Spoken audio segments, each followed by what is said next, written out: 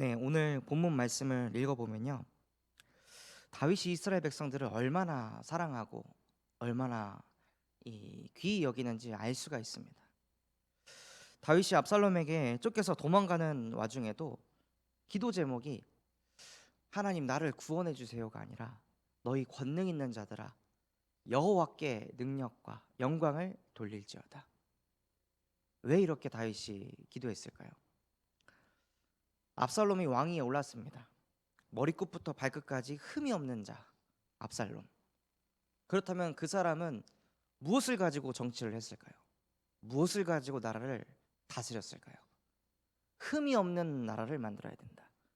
범죄자가 없는 나라를 만들어야 된다. 이렇게 형 암논과 같이 성폭행이 일어나는 나라를 만들어서는 안 된다. 내 누이 다말과 같이 상처받는 영혼이 존재해서는 안 된다. 그래서 법을 어마어마하게 강화시켰을 것입니다. 그래서 그 법 안에서 사람들이 살게 만들고 실수하고 잘못하는 걸 용납하지 않고 다 처벌하고 벌하고 죽이고 이런 일들이 무분별하게 일어났을 것입니다. 그래서 다윗은 고백한 것입니다.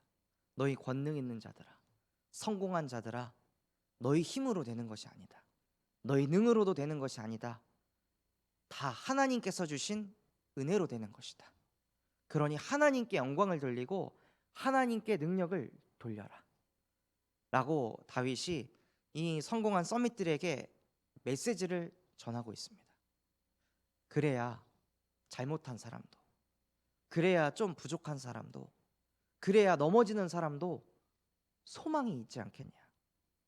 우리가 안 되기 때문에, 우리가 부족하기 때문에 여자의 후손이 와서 뱀의 머리를 박살내셨는데 왜 너희가 여자의 후손이 되려고 하냐? 왜 너희가 그리스도가 되게 하려고 하냐? 우리는 그리스도가 될 수 없다. 우리는 사단을 이길 수 없다. 우리는 하나님의 떠난 문제를 해결할 수 없다. 우리는 그저 피조물일 뿐이다. 그래서 하나님, 우리 서밋들에게, 우리 정치인들에게, 우리 이스라엘 백성들에게 그리스도만 필요하다는 것이 보여지게 하여 주시옵소서. 여호와의 소리를 봐라. 여호와의 소리는 물 위에 있다. 그 물은 어디에 존재합니까? 바다에만 존재합니까? 하늘에서 비를 내리면 땅에도 존재합니다. 산에도 존재합니다. 우리 몸에도 물이 존재합니다. 채소에도 짐승에게도 물이 존재하지 않는 곳은 아무것도 없습니다. 근데 그 물 위에 여호와의 소리가 계시도다. 무슨 뜻입니까? 여호와의 소리는 모든 곳에 존재한다. 모든 곳에 여호와의 소리가 필요하다. 여호와의 소리만이 전능하다. 그러니 여호와께 영광을 돌려라. 여호와의 말씀을 붙잡을 때 여호와의 그 소리가 위험에 차고 화염을 일으키는 그런 권능을 보게 될 것이다 하고 다윗이 고백합니다. 이 본문에 보면은 백향목이라는 나무가 나옵니다. 이 백향목은 그 레바논 나라에 해발 2000m 이상에 자라는 나무입니다. 그런데 이 나무의 높이가 어느 정도냐? 40m가 되고 이 나무의 둘레는 2.5m가 넘는다고 합니다. 그래서 솔로몬이 성전을 건축할 때 백향목을 가지고 성전을 건축할 만큼 백향목이란 나무는 아주 견고하고 튼튼합니다. 근데 하나님께서 왜 백향목을 꺾어버리셨을까요? 사람들의 마음에 백향목과 같은 마음이 존재하기 때문입니다. 내가 백향목과 같이 견고하고 높아지고 내가 백향목과 같이 견고하려고 하는 그 마음을 여호와의 소리가 꺾어버리셨다고 말씀하십니다. 백향목이 아무리 대단해도 여호와의 소리를 이길 수가 없다. 압살롬아, 네가 아무리 대단할지라도 여호와의 소리를 이길 수 없다. 그 자리에 앉힌 자는 너의 흠이 없고 뛰어난 그 능력이 아니다. 하나님께서 너를 그 자리에 앉히신 것이다. 네가 왕자로 태어나지 않았다면 너는 왕이 될 수 없었을 것이다. 근데 그것은 네가 노력해서 얻은 자리가 아니다. 하나님의 은혜로 네가 왕자로 태어난 것이다. 하나님께서는 늘 우리에게 그 은혜를 깨닫기를 원하십니다. 어제도 수요 예배 때 담임 목사님께서 말씀을 주셨습니다. 은혜로 사는 제자가 되라고. 또한 에베소서 2장 8절에서 9절에 보면요, 그 은혜로 말미암아 믿음으로 구원에 이르렀느니라. 어저께 제가 교사들한테 메시지를 전할 때, 렘넌트 사역을 하다 보면 우리가 흔히 이렇게 생각하잖아요. 아유, 얘는 아직도 창세기 3장 문제네. 그렇게 복음을 들었는데 아직도 있는 물질을 따라가네. 얘는 도대체 언제 복음을 누릴까? 이렇게 판단하는 생각들이 막 찾아올 거라고. 근데 여러분은 그러면 어떻게 근본 문제를 깨달았습니까? 여러분들은 어떻게 내가 가진 문제가 하나님 떠난 문제라고 깨달았습니까? 그래서 내게 창세기 3장 15절 여자의 후손이 와서 뱀의 머리를 박살내셨기 때문에 내가 가진 문제 아니다. 나는 이미 해방받았다. 이걸 여러분들은 어떻게 믿게 됐습니까?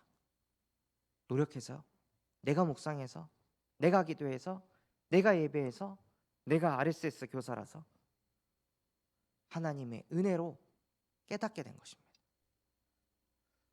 많은 사람들에게 제가 똑같이 근본 문제를 터치하고 똑같이 팀 사역하는데 어떤 누군가는 못 깨닫습니다. 근데 어떤 누군가는 한 번에 깨닫습니다. 똑똑해서 깨닫습니까? 잘나서 깨닫는 것입니까? 하나님의 은혜로 알게 되는 것입니다. 그래서 오히려 렘넌트들이 못 깨닫는 모습을 볼 때 감사해야 되는 것입니다. 하나님, 이렇게 아이들은 어렸을 때부터 복음을 듣고 계속해서 복음 가진 증인들의 메시지를 듣는데도 못 깨닫는데 나는 무슨 은혜가 있어서 복음을 깨닫게 하셨습니까? 나는 무슨 은혜가 있어서 그리스도께서 십자가에 못 박혀 죽으시면서 모든 것을 끝냈다고 하신 그 복음이 나의 복음이 되게 하셨습니까? 하나님 감사합니다.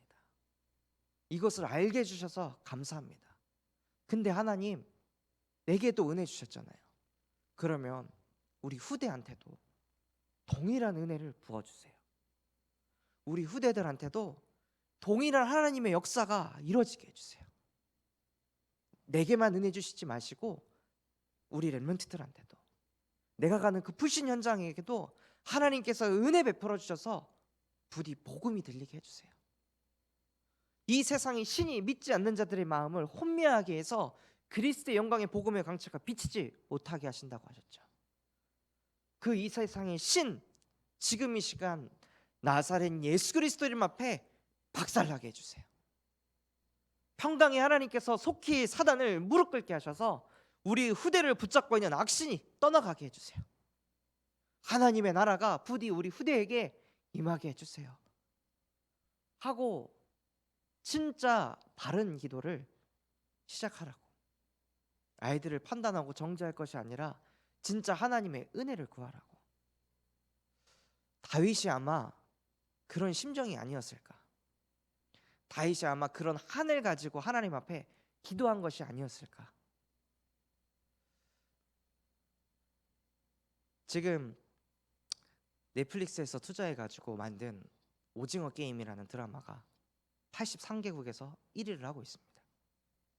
그 내용이 뭐냐면 물질 문제를 가지고 있는 사람들이 그 게임에 참여하면 400억이 넘는 돈을 받는 그런 서바이벌 생존 게임에 참여하는 것입니다.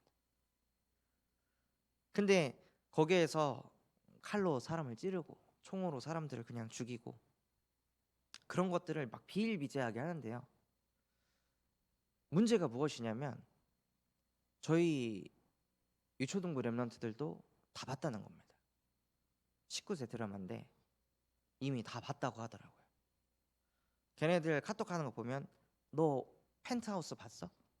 오늘 대박이야. 야 오늘 진짜 장난 아니야 하면서 야 너 오늘 꼭 봐. 초등학교 3학년들이 그런 카톡들을 막 주고받습니다. 그나마 그 아이들은 물질 문제 아니다. 진짜 문제는 하나님을 떠난 근본 문제다. 이걸 지속적으로 들으니까 그나마 다행인데 불신자 초등학생 아이들은 뭐가 들어갈까요? 다윗이 너희 권능 있는 자들아 여호와께 영광과 능력을 돌릴지어다. 많은 정치인들이 대한민국을 이렇게 바꾸겠습니다.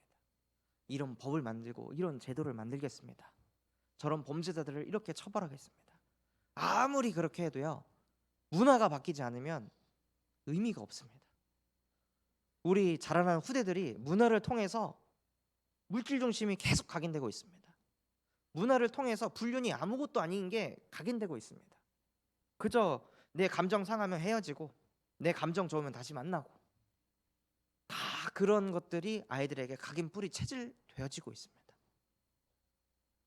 그래서 진짜 우리가 무엇을 해야 될까요?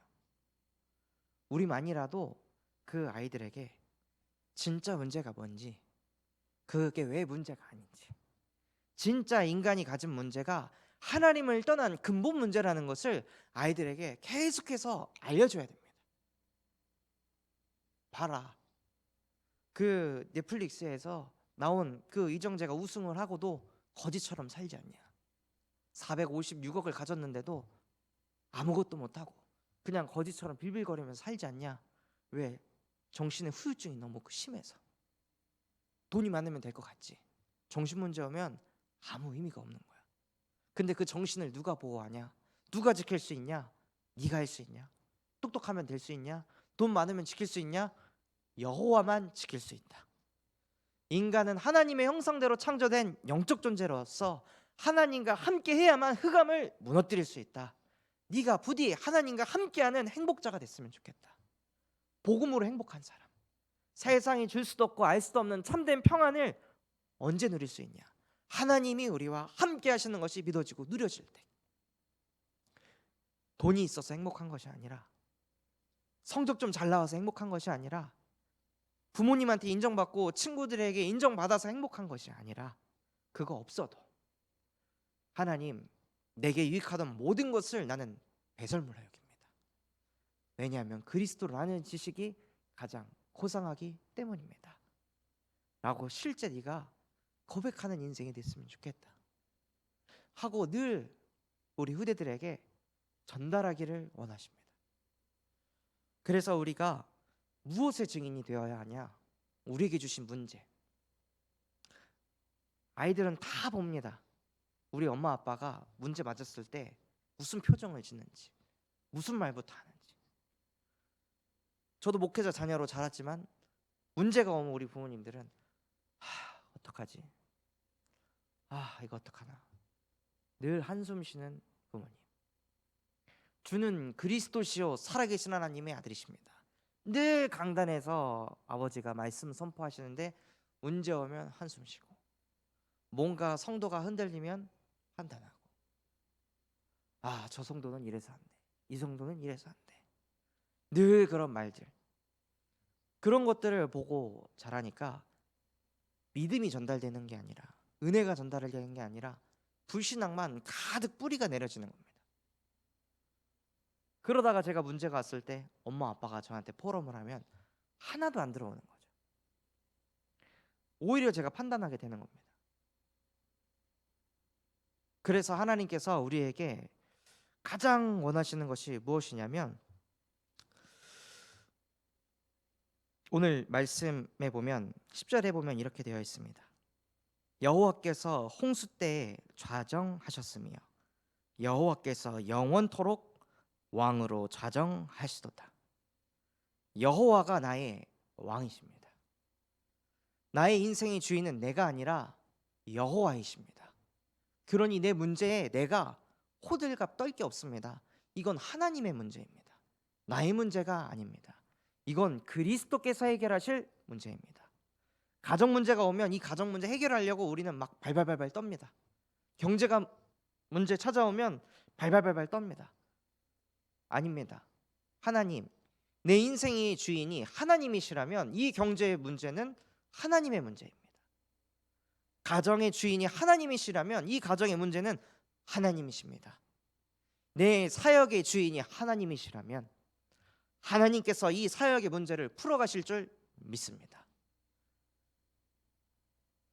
여호와께서 영원토록 나의 왕으로 좌정하셨음을 나는 믿습니다 라고 고백하길 하나님께서는 원하십니다. 어제 수요예배 때 참 그 말씀이 담기더라고요. 우리가 하나님 앞에 믿음의 고백할 때 그것이 쌓여가기 시작한다고요. 바뀌는 거 없고 변화하는 거 없습니다. 저도 혼자 기도할 때 늘 이렇게 기도합니다. 하나님, 나는 237 나라와 5천 종족 살릴 지도자가 될 사람입니다. 나를 통해 수많은 사람들이, 열방들이 하나님 앞에 나아올 것입니다. 늘 기도합니다. 그러나 바뀌는 거 없습니다. 제가 사역하는 영혼들 소수입니다. 그러나 늘 고백하고 기도합니다. 저는 그걸 믿기 때문입니다. 믿음이 없이는 하나님을 기쁘시게 하지 못하나니. 하나님을 찾는 자들에게는 반드시 하나님께서 그들에게 상 주실 것이라고 약속하셨습니다. 그래서 오늘도 우리는 믿음의 고백을 하는 것입니다. 여호와가 나의 왕이십니다. 그때 하나님께서 무슨 약속을 하셨냐? 여호와께서 자기 백성에게 힘을 주심이요, 여호와께서 자기 백성에게 평강의 복을 주시리로다. 오늘 이 복이 우리에게 임할 줄 믿습니다. 그래서 우리가 가는 곳곳마다 평강이 임하고 흑암이 무너지고 분쟁이 무너지고 하나님의 나라가 임하게 하여 주시옵소서. 왜냐? 내게 주신 약속을 나는 믿기 때문입니다. 나는 복의 근원이 될 것입니다. 하나님께서 약속하셨기 때문에 나를 통해 열방이 오늘 살아날 것입니다. 가정의 흑암이 무너질 것입니다. 내게 약속하셨죠. 나에게 힘을 주실 것이라고. 어제도 말씀 주셨습니다. 영적인 힘이 있으면 모든 것을 이길 수 있다고. 그 힘을 나에게 부어주시옵소서. 오직 성령이 내게 임하면 나는 권능받아 예루살렘 온 유대 사마리아 땅끝까지 예수 그리스도의 증인이 될 것입니다. 그래서 우리가 기도할 게 무엇입니까? 오직 성령을 구하는 것입니다. 담임 목사님에게 임한 갑절의 영감이 나에게 임하게 하여 주시옵소서. 마가의 다락방에 임한 주의 성령이여, 지금 이 시간 나에게 충만케 하여 주시옵소서. 오늘도 그 충만함을 가지고 현장으로 나아가게 하시고, 내가 갈 때 주의 사자와 천만 천사 먼저 동원하여 주사 흑암 권세 무너지게 하시고 하늘 보좌의 축복을 실제 누리는 증인 되게 하옵소서 라고 실제 고백하시며 증인으로 인도받는 우리 참소망교회 모든 성도분들 되시기를 예수 그리스도의 이름으로 기도하도록 하겠습니다. 오늘 받은 말씀 가지고 합심해서 기도하도록 하겠습니다. 하나님, 정말로 나의 일평생이 나의 모든 영광과 능력을 여호와께 돌리는 인생 되게 하여 주시옵소서. 그래서 내 안에 있는 모든 백향목이 여호와의 소리 앞에 무릎 꿇게 하여 주시옵시고, 내가 흠이 없는 자가 되지 않게 하시고 흠이 없는 그리스도께서 나와 함께 하심을 누리는 오늘이 되게 하여 주시옵소서. 그래서 여호와께서 주시는 힘을 가지고 오늘도 정복자의 축복을 누리게 하여 주시옵시고, 화평의 복을 나에게 주사 내가 가는 모든 현장에 갈등이 무너지게 하시고 분쟁이 무릎 꿇게 하시고 하나님의 나라가 임할 수 있도록 주께서 나와 함께하여 주시옵소서. 또한 시급한 기도 제목으로 237 나라와 5천 종족에게 그리스도의 복음을 증거하라고 우리 참소망교회에 5그릇을 주셨습니다.